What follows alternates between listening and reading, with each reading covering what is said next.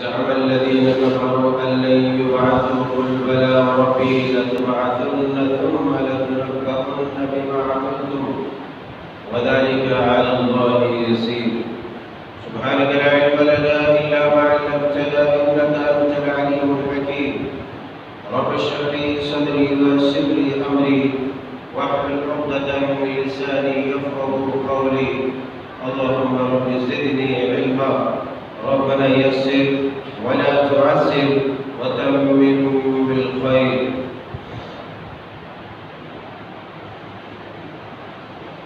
اللہ رب العالمین احکم الحاکمین ہی کے لیے ہر قسم کی حقیقی اور سچی محبت حمد ثنا تعریف اور کبریائی بڑھائی اور صلاۃ و سلام کے مستحق ہے سید الرسل امام کائنات علیہ الصلوۃ والسلام اللہم صلی وسلم وبارک علیہ حاضرین اکرام اسلامی بھائیوں پیارے بچوں اور خواتین حضرات آج کی اس خطبے میں انشاءاللہ تبارک و تعالی ہم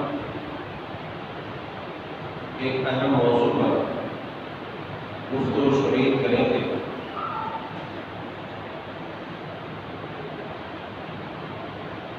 جو موضوع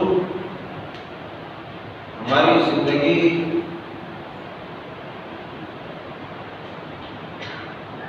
کا اختتام برفرفتاری سے اور تیزی کے ساتھ اپنے ختم ہونے کی طرف جاتی ہے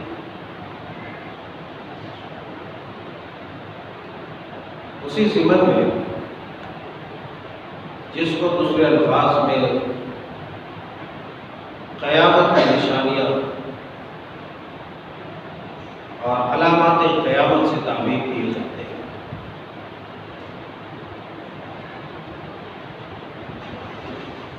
دنیا کے اندر ہر چیز کو اپنے کمال کے بعد سوال آنا ضروری ہے یعنی ہر چیز جب اپنے وجود میں آتی ہے اور اس کو اس مقام تک جس چیز کے لیے اس کو وجود میں لایا جاتا ہے اس کو بنایا جاتا ہے اس تک پہنچنے کے بعد یعنی کمپلیٹ ہونے کے بعد وہ پھر سے دھیرے دھیرے اپنے اختتام کی طرف اپنے خاتمے کی طرف انسان جس طریقے سے اس دنیا میں آیا پیدا ہوا پلا بڑھا جوان ہوا جوانی تمام یعنی وہ اپنی اصل زندگی میں موجود پوری زندگی کی اصل جوانی کے بعد دھیرے دھیرے اس کو بھی زوال شروع ہو جاتا ہے اور وہ بڑھاپے کی طرف اپنا راستہ طے کرتا ہے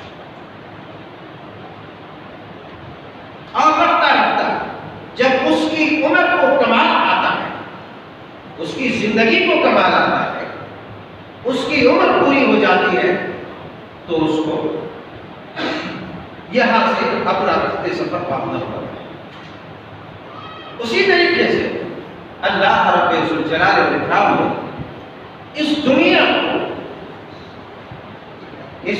کو ایک متعین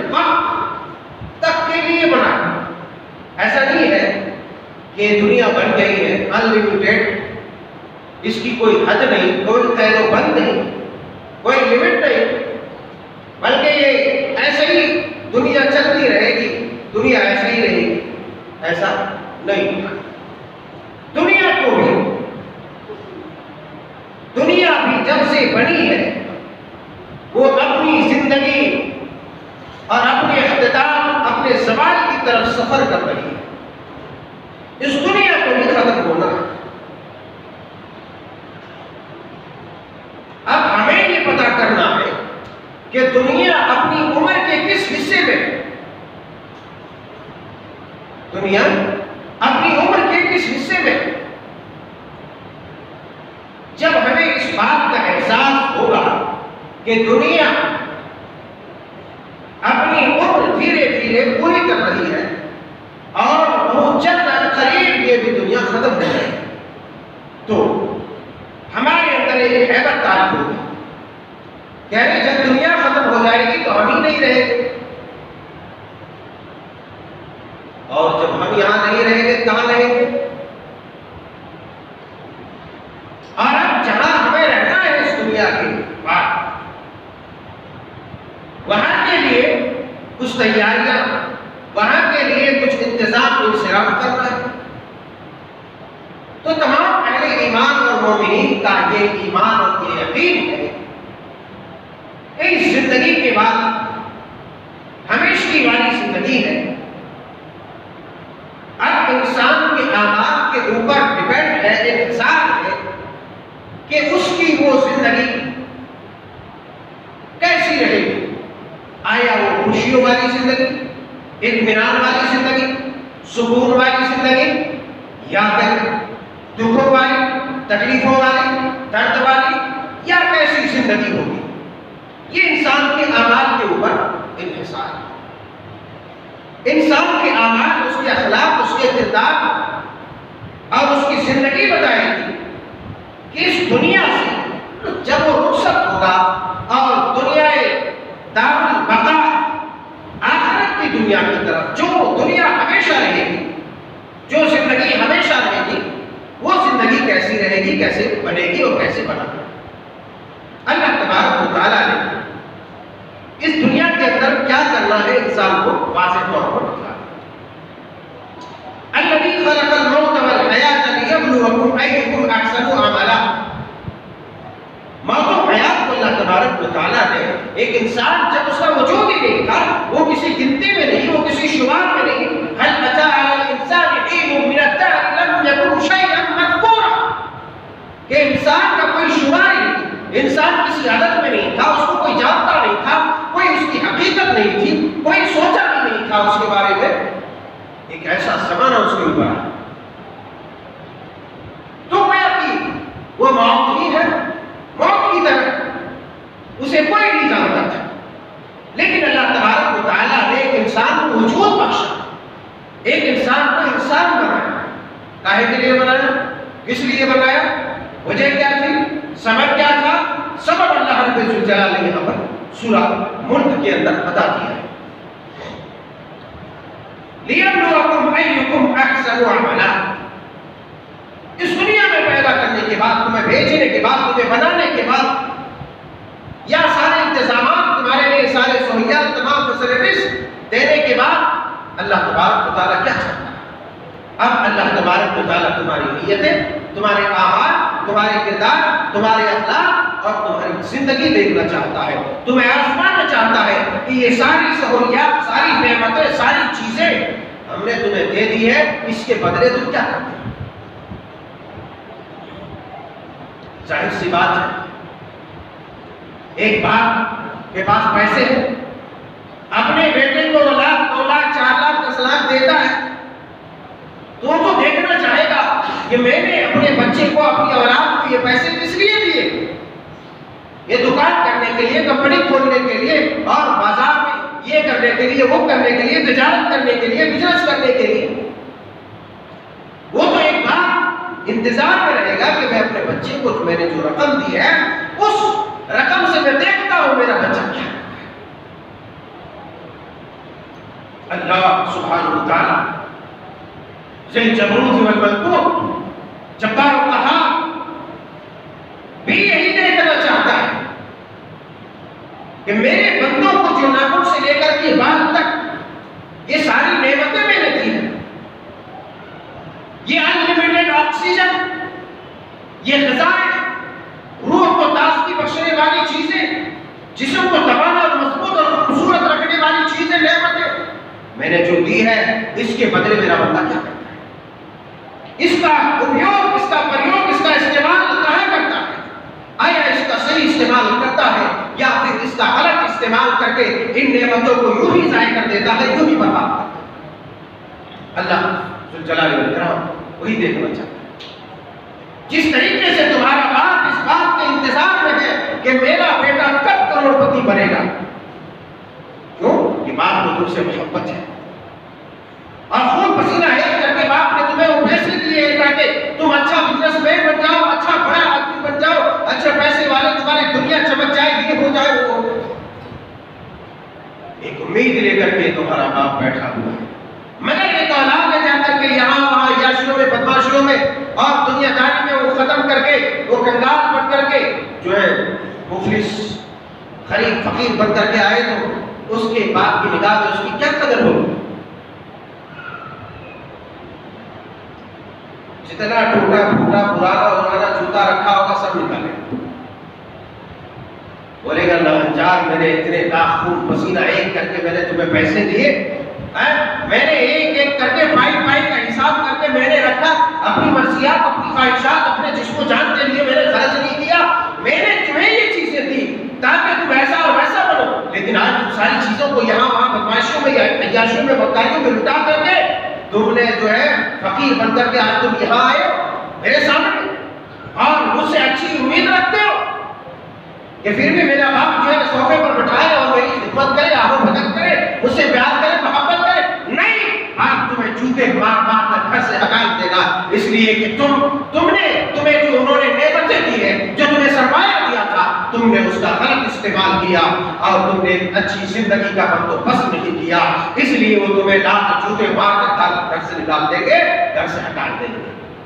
اسی طریقے سے اللہ تبارک و تعالیٰ تمہیں یہ زندگی اور یہ زندگی کی تمام خوشنمائیاں اور یہ ساری نعمتیں اور یہ ساری چیزیں تمہیں اس لیے دیا ہے تاکہ وہ دیکھے میرا بندہ جس سے میں اس قدر محبت کرتا ہوں، ان کو تمام جہانوں سے بچاتے ہوئے جب وہ باپ کے ریڑھ کی ہڈی میں اور ماں کے سینے کے بیچ کی ہڈی میں جب وہ پرورش پا رہا تھا، جب دنیا اسے نہیں جانتی تھی، جب کوئی نہیں جانتا تھا، میں نے کسی حادثے کا شکار نہیں کیا، میں نے اس کی حفاظت وہاں کی، پھر ماں کی رحم میں اس کی حفاظت کی، ماں کے پیٹ میں کیا، اور ماں کے پیٹ میں حفاظت کے بعد اس دنیا میں شیر خارقی کے عالم میں جب اسے دنیا میں وجود چھانتی تھی، جب اسے دنیا پہچانتی نہیں تھی، میں نے تمام حادثات سے بچاتے ہوئے، تمام خطرات سے بچاتے ہوئے اس کو اس قدر یہاں پر دنیا میں اتنا سب کچھ عطا کیا، اس کے بعد اب میں دیکھتا ہوں کہ میرا یہ بندہ میری ان نعمتوں کا استعمال کیسے کرتا ہے۔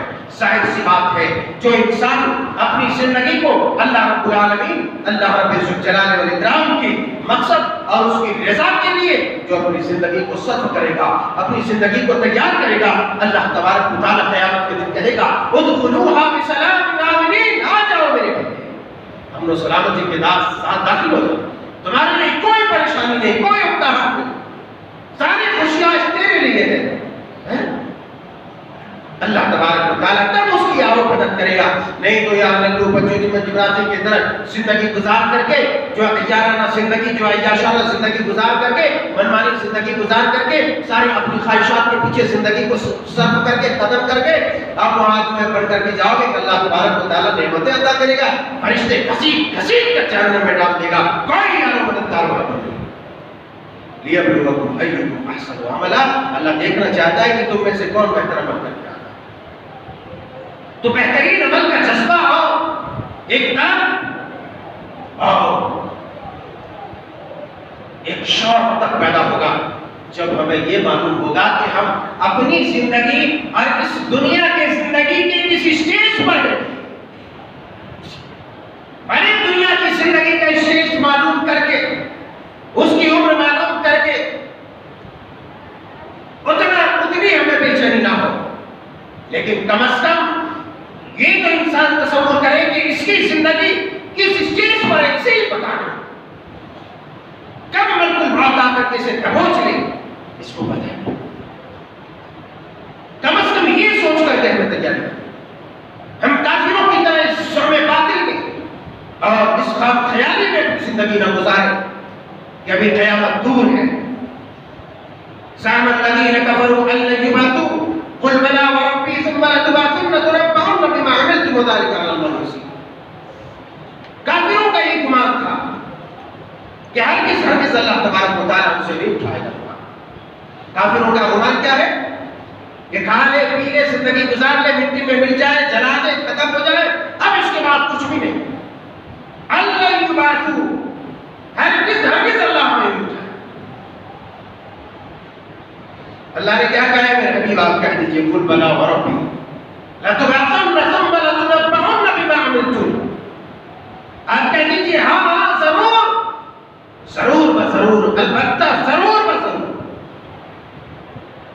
تمہیں اللہ تبارک و تعالیٰ دوبارہ اٹھائے گا، تمہیں اللہ تبارک و تعالیٰ دوبارہ زندگی دے گا۔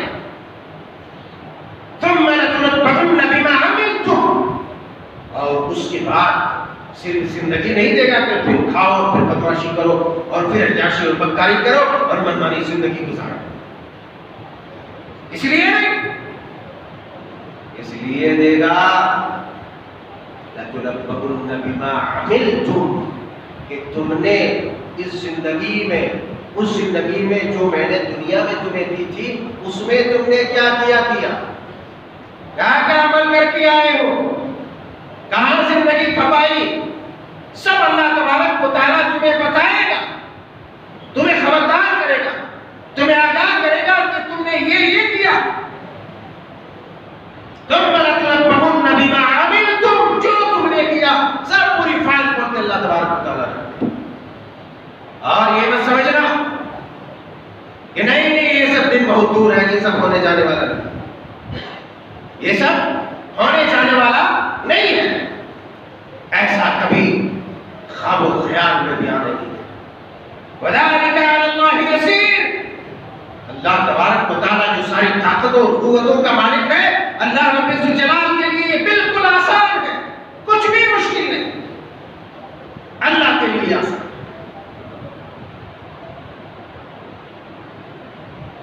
تو ہمیں یہ پتا کرنا ہے کہ ہماری زندگی اور خود یہ دنیا کی زندگی کس اسٹیج پر ہے۔ تو پہلے انشاءاللہ تبارک و تعالیٰ ہم اپنی چند خطبات میں قیامت کی چھوٹی چھوٹی نشانیوں کا تذکرہ کریں گے، اس کے بعد بڑی بڑی نشانیوں کا، اور پھر یہ دنیا کب ختم ہو جائے گی اس کی طرف نشاندہی کریں گے جو قرآن و سنت میں اللہ اور اس کے رسول نے بتایا۔ قیامت کب آ جائے گی یہ کفار مکہ میں سوال کرتے ہیں، اور آج بھی ہمارے ذہن میں یہی کہ قیامت، کون دیکھا ہے قیامت کو؟ یہی سوال کفار مکہ، یسألونک عن الساعۃ ایان مرساها، لوگ آپ سے سوال کرتے ہیں کہ قیامت کب آتے ہو؟ آپ بڑے قیامت کرتے رہتے، کب آئے؟ وَيَقُولُونَ مَتَى هَذَا الْوَعْدُ إِن كُنتُمْ صَادِقِينَ، کفار کہتے تھے کہیے، بڑے ڈرانے دھمکانے، یہ جہنم، یہ جنت، یہ قیامت، یہ حشر، یہ قبر، یہ سانپ، یہ بچھو کہاں ہے؟ بتاؤ تو، اگر آپ سچے ہیں تو لے آئیے، بتائیے ہمیں کب آئے گی قیامت۔ وَيَقُولُونَ مَتَى هَذَا الْوَعْدُ إِن كُنتُمْ صَادِقِينَ، سچے ہیں بتائیے روز قیامت کر۔ اللہ نے کیا کہا؟ آپ کہیے قُلْ إِنَّمَا الْعِلْمُ عِندَ اللَّهِ وَإِنَّمَا أَنَا نَذِيرٌ مُبِينٌ، آپ کہیے قیامت کے بارے میں پوچھتے ہیں، انسانوں کی موت کب آئے گی کسی کو پتہ نہیں، دنیا کی موت کب آئے گی یہ بھی کسی کو پتہ نہیں، نہ کسی عام نبی کو، نہ ولی کو، نہ کسی کو، نہ محمد کریم کو، نہ آدم کو علیہ السلام، کسی کو پتہ نہیں۔ اسی لیے اللہ نے کہا کہہ دیجیے قل انما العلم عند اللہ، اس کا حقیقی علم اللہ تعالیٰ۔ قیامت کب آئے گی اللہ تبارک و تعالیٰ کے پاس اس کا حقیقی علم ہے۔ وَإِنَّمَا أَنَا نَذِيرٌ مُبِينٌ، اور میں صرف اور صرف کھلا کھلا واضح طور پر ڈرا دینے والا. ڈرا دینے والا بولے تو صاحب بچوں کی طرح نہیں، یعنی قیامت واقعی آئے گی، تمہارے اعمال کا حساب کتاب ہوگا، اپنے عملوں کے بنا پر تم جہنم جاؤ گے، جنت جاؤ گے. برے عمل کرو گے جہنم، اچھے عمل کرو گے جنت. تو میں اس چیز کا بتانے والا ہوں، ڈرانے والا. يسألونك عن الساعة أيان مرساها، کب آئے گی قیامت؟ قیامت کب آئے گی سوال کرتے تھے. اللہ تبارک و تعالیٰ نے کیا کہا؟ فِيمَ أَنْتَ مِنْ ذِكْرَهَا، اس کے ذکر کرنے سے آپ کا کیا تعلق ہے، کیا مطلب ہے؟ آپ صرف ایک ڈرانے والے ہیں. تو قیامت کا علم تو نہیں کب ہے، کب آئے گی قیامت؟ صحیح مسلم شریف، صحیح بخاری شریف کتاب الایمان میں حضرت جبریل علیہ السلام، جو ایک لمبی حدیث ہے جس کو حدیث جبریل کے نام سے جانتے ہیں. ایک دفعہ پیارے حبیب علیہ السلام اپنے صحابہ کرام رضوان اللہ علیہم اجمعین کے ساتھ تشریف فرما تھے. اسی بیچ جبریل علیہ السلام تشریف لائے انسانی شکل میں. آ کر کے بہت سارے سوالات کیے، ایمان کیا ہے، اسلام کیا ہے، احسان کیا ہے، سوال کیے. اس کے بعد آخر میں فرمایا کہ قیامت کب آئے گی یہ بتائیے. آپ علیہ السلام نے کیا ارشاد فرمایا؟ ادھر اللہ نے کیا کہا؟ آپ کہہ دیجئے کہ انما العلم عند اللہ، انما العلم عند اللہ، اللہ کے پاس ہے. دوسری جگہ کیا فرمایا؟ لا یجلیھا لوقتھا الا ہو، کہ اچانک آ پڑے گی، یہ اچانک آ پڑے گی، بہت بڑا حادثہ ہوگا. ادھر آپ نے کیا کہا جبریل کو؟ انسانی شکل میں ہے، کہا کہ بل مسئول عنہا بأعلم من السائل، کہ جو پوچھ رہا ہے، جس سے پوچھا گیا ہے، اس سے زیادہ اس کو علم نہیں ہے.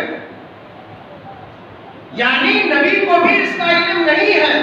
جس طریقے سے تم پوچھ رہے ہو تمہیں اس کا علم نہیں ہے، اسی طریقے سے اس نبی کو بھی اس کا علم ہے. ہاں سأخبرک، البتہ میں تمہیں بتاؤں گا کچھ نشانیوں کے متعلق، قیامت کے کچھ نشانیوں کے متعلق. آپ علیہ السلام نے حضرت جبریل کو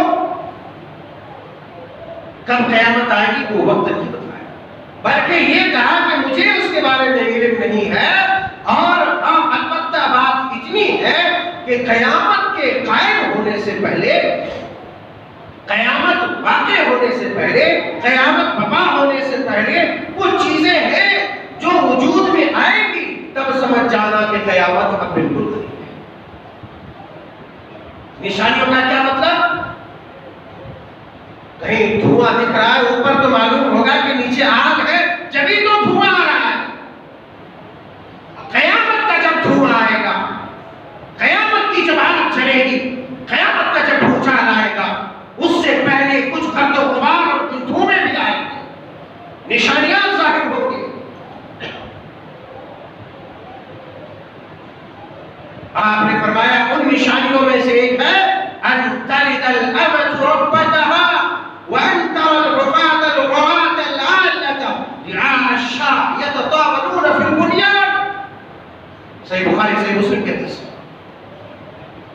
آپ نے فرمایا قیامت سے پہلے لونڈیاں باندیاں اپنے مالکہ، اپنے مالکن اور اپنے مالک، اپنے آقاؤں کو چلیں گے.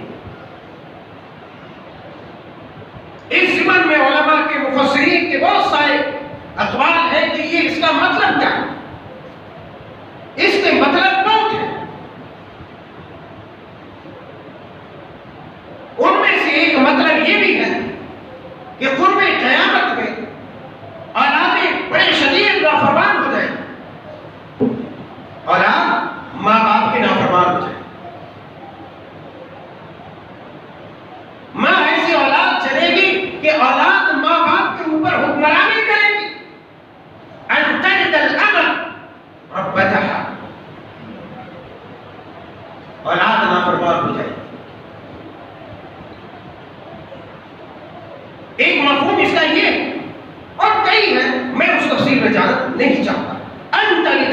ربتها، تو جو اولاد ماں باپ کے نافرمان ہیں، ماں باپ کو تکلیف دینے والے ہیں، ماں باپ کے اوپر حکمرانی کرنے والے ہیں، وہ سمجھ لیں گے وہ کتنا خطرناک ہے،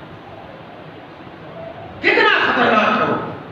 ان تلد الامۃ ربتها وان ترى الحفاة العراة العالة رعاء الشاء يتطاولون في البنيان، اور پھر ہوگا کیا کہ ننگے دھڑنگے جسم والے جن کے پیروں میں چپل بھی نہیں ہوگے، خالی پیر چلنے والے، بھٹکنے والے، ایسے کنگال فقیر غریب قسم کے لوگ بڑی بڑی عمارتیں بنانے میں سبقت کریں گے، بازیاں لے جائیں گے کہ میری عمارت اتنی بڑی، میری عمارت اتنی بڑی، ایک سے ایک بڑی بڑی عمارتیں بنائیں گے، بڑی بڑی بلڈنگیں بنائیں گے، چکا چوند خوبصورت، دیکھنے کے لائق، دیکھتے ہیں کہ ارے یہ کہاں تھا، سڑکوں پہ بھیک مانگنے والا کوئی بھیک بھی نہیں دیتا تھا، آج دیکھو اس محل کا مالک ہے، آج دیکھو اس محل کا مالک ہے۔ ان ترى الحفاة العراة العالة رعاء الشاة يتطاولون في البنيان، بکریاں چلانے والے لوگ جو بکریاں چلاتے تھے، جن کے جسموں پر کپڑے نہیں ہوتے تھے، جو ننگے پیر چلتے تھے، ایسے لوگ بڑی بڑی عمارتیں بنانے میں بازی لے جائیں گے، مقابلہ کریں گے ایک دوسرے سے۔ دوسری روایتوں میں ہے ان تلد الامۃ ربها عن الساعة، کہ جب لوٹیاں اپنے آقا کو، اپنے بادشاہ کو، اپنے مالک کو جنم دے گی تو سمجھ لینا یہ قیامت کی نشانیاں ہیں، یہ قیامت کی نشانیاں ہیں۔ وَإِذَا كَانَتِ الْحُفَاةُ الْعُرَاةُ الْعَالَةُ رُؤُوسَ النَّاسِ، اور فرمایا کہ جب ننگے پیر چلنے والے، ننگے جسم والے لوگ لوگوں کے سردار، لوگوں کے امیر اور لوگوں کے بادشاہ بنیں گے تو سمجھ جانا کہ یعنی الساعہ یہ قیامت کی نشانی ہے۔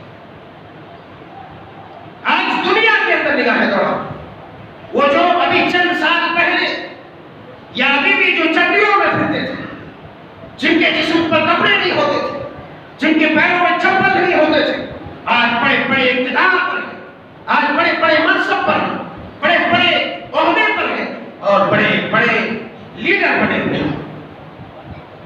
آج قیامت کی نشانیاں اپنی نگاہوں کے سامنے دیکھی جا سکتی ہے اور اندازہ لگایا جا سکتا ہے کہ اب دنیا اپنے کس اسٹیج پر ہے، دنیا اپنے خاتمے کے کتنے قریب ہے۔ دنیا کے اندر اور خاص طور سے اپنے اس ملک عزیز ہندوستان ہی کے الگ الگ شعبے جات میں، الگ الگ صوبے میں، الگ الگ اسٹیٹ میں اپنی نگاہوں کو دوڑاؤ، دیکھو کہ کیسے کیسے لوگ حکمران بنے بیٹھے ہیں اور خود اس ہندوستان کے سب سے بڑی کرسی پر کیسے لوگ بیٹھے ہوئے ہیں۔ تمہیں معلوم ہوگا کہ قیامت کتنی قریب ہے، اور ان تمام چیزوں کو تو چھوڑو، صحیح مسلم شریف کی حدیث پاک رسول اللہ صلی اللہ علیہ وسلم نے خود اپنے بارے میں ارشاد فرمایا، بعثت انا والساعة كهاتين ثم السبابة والوسطى۔ آپ علیہ السلام نے ارشاد فرمایا مسلم شریف کی حدیث ہے کہ میں اور قیامت اس طرح بھیجا گیا، میں اور قیامت اس طرح بھیجا گیا ہوں، یعنی میری بعثت خود قیامت کی ایک نشانی ہے، میری وفات خود قیامت کی ایک نشانی ہے، صحابہ کی وفات خود قیامت کی ایک نشانی ہے، اور علماء کی وفات، محدثین کی وفات خود قیامت کی ایک نشانی ہے۔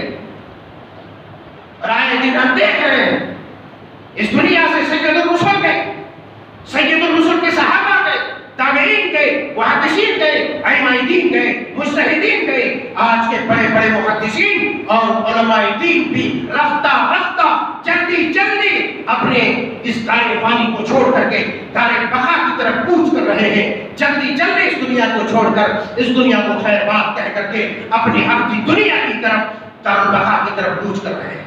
اس کا مطلب ہے کہ قیامت انتہائی قریب ہے، قیامت قریب ہے، یہ دنیا ختم ہونے کی طرف ہے۔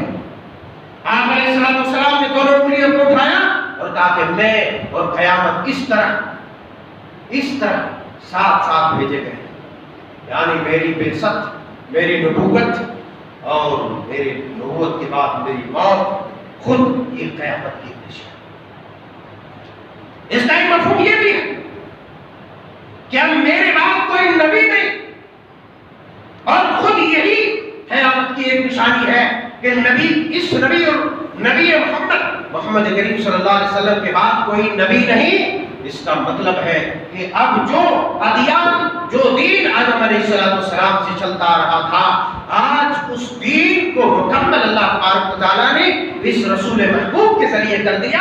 اب اس کے بعد کوئی نیا دین، کوئی دوسرا دین، کوئی دوسرا مذہب، کوئی دوسرا ریلیجن، کوئی دوسرا دھرم قابل قبول نہیں ہے۔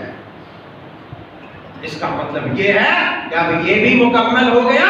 اب جب مکمل ہو گیا تو دھیرے دھیرے یہ بھی ختم ہو گیا، قیامت آ جائے گی۔ وَإِسْتَعَلَ وَالسَّاعَةُ كَهَاتَيْنِ وَضَمَّ السَّبَّابَ وَالْوُسْطَىٰ، دونوں انگلیوں کو ملا کر کے آپ نے کہا کہ یہ قیامت اور میں اس کے قریب ہوں۔ تو غرض یہ کہ قیامت انتہائی قریب ہے۔ قیامت کی ایک نشانی یہ بھی ہے، اقتربت الساعة وانشق القمر، چاند کا دو ٹکڑے ہو جانا۔ خود نبی کریم علیہ السلام کہ انگلی کے اشارے سے اللہ تبارک و تعالیٰ نے یہ معجزہ ظاہر کیا اور چاند کو دو ٹکڑوں میں منقسم کر دیا۔ کفار مکہ نے دیکھا، کفار مکہ کا مطالبہ تھا کہ ہمیں دکھائیے اپنی نشانی، آپ نبی ہیں، سچے رسول ہیں، کیا مطلب بتائیے۔ انگلی سے اشارہ کیا، اللہ کا حکم ہوا، چاند دو ٹکڑے ہوئے۔ آپ صرف آپ کی سرزمین پر نہیں دیکھا گیا، تاریخ کے مطالعے سے پتہ چلتا تھا کہ سرزمین ہند پر بیٹھا انسان بھی چاند کو اپنی آنکھوں سے دو ٹکڑے ہوتے دیکھتا ہے۔ اللہ اکبر۔ اس سرزمین ہند پر گویا کہ ہندوستان کے لوگوں نے بھی یہ کرشمہ دیکھا۔ تو چاند کے دو ٹکڑے ہو چکے نبی کے زمانے میں، اور قیامت کی ایک نشانی اور بھی ظاہر۔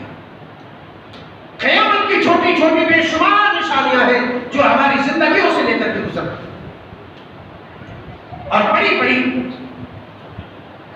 جن کو علماء نے 10 نشانیوں کو شمار کیا ہے بڑی بڑی، اس کا مطلب یہ ہوتا ہے کہ جب وہ بڑی بڑی 10 نشانیاں ظاہر ہوگی تو اب اس کے بعد قریب بالکل قیامت ایسے آس پاس اور دنیا ختم ہو جائے۔ 10 نشانیوں کے پورے ہونے کے بعد آج چھوٹی چھوٹی نشانیوں کا مشاہدہ کر سکتے ہیں۔ رسول اللہ صلی اللہ علیہ وسلم نے ارشاد فرمایا، لا تقوم الساعة حتى تقبض العلم، قیامت قائم نہیں ہوگی یہاں تک کہ علم اٹھا لیا جائے،